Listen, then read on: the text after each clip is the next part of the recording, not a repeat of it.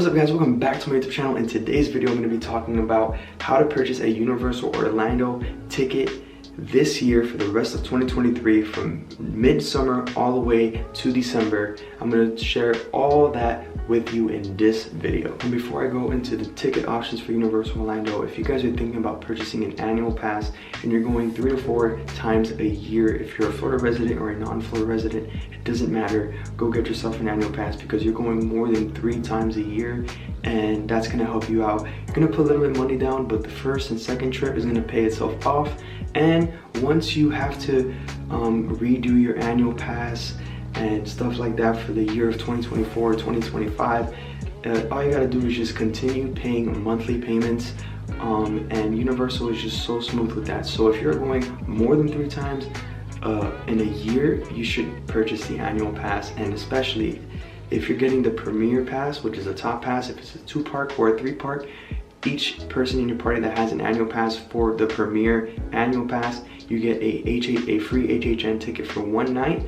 And you have from seasonal passes all the way to the Premier passes, if that's a 2-park to a 3-park. So that includes Islands of Adventure, Universal Studios Florida, or Islands of Adventure, Universal Studios Florida, and Volcano Bay. Some of the annual passes do have blackout days, so you gotta look for that, but I'll leave that in the link in the description, and I will do a full video about Universal Annual Pass in the next video or the near future.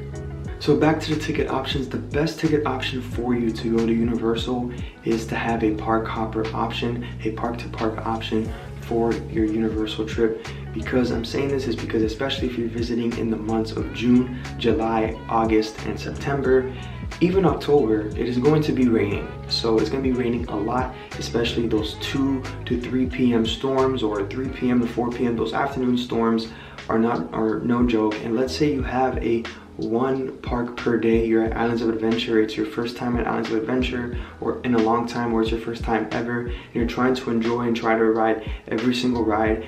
Almost every ride at Islands is outside, and once those thunderstorms come in, you can't park hop because you purchased the 1 park per day ticket. So now you don't have no flexibility. So my tip is to purchase the park-to-park, so when it does rain and you're at Islands, you can park hop and you can take the Hogwarts Express from Hogsmeade to Diagon Alley over to Studios. And Studios has a lot of indoor attractions, so you have a park-to-park, you're flexible, and you don't have to basically waste your time and go back to the hotel and be like, wow, what a waste of a day. So don't get the 1 park per day ticket if you're staying for a long time on Universal property or on iDrive, but you're visiting Universal for a long time, like for 4 or 5 days. Please get yourself a park-to-park ticket option.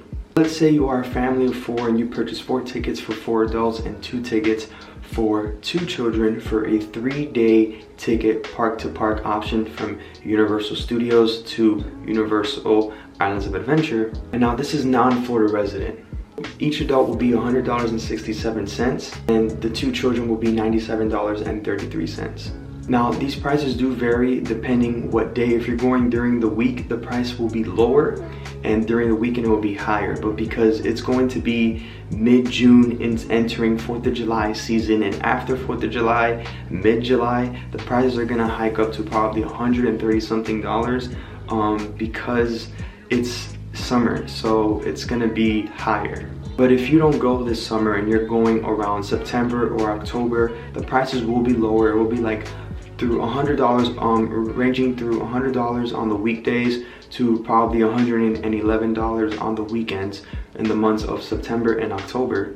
Then once it hits Thanksgiving, which is mid-November, all the way to Christmas season in December, obviously it's the end of the year of 2023, and you have New Year's, you have Christmas, you have Thanksgiving, so the prices will be up. It won't be higher as the summer peak months, but it will still be high if you're visiting mid-November through December. So those tickets are gonna be higher. So this video was dedicated to the non-Florida resident, because I think if you're a Florida resident, if you live in Florida, you're a Florida resident, obviously, you're gonna have more discounts. You're gonna have 35% off, you're gonna have 45% off sometimes off tickets, and you have, you know, a bunch of Florida resident deals. And it's not fair to tell my audience that, because more of my audience does not live in Florida and they're non-Florida residents, so I want to dedicate this video to you guys so you guys know when you are coming down here and planning for your Universal Orlando vacation, you guys know what you're getting yourselves into. Now, if you are ready to purchase your tickets for Universal Orlando, I will leave their website down in the description down below, so it's just one click away and you guys can check your ticket options for yourself for midsummer or all the way through the rest of 2023. Let me know if this video has helped you out plan your 2023 Universal vacation. I know I am late on this video, but still, let me know in the comments down below if this video did help you out. With that being said, go live life, do what you love, and remember, always follow your dreams. Bye guys.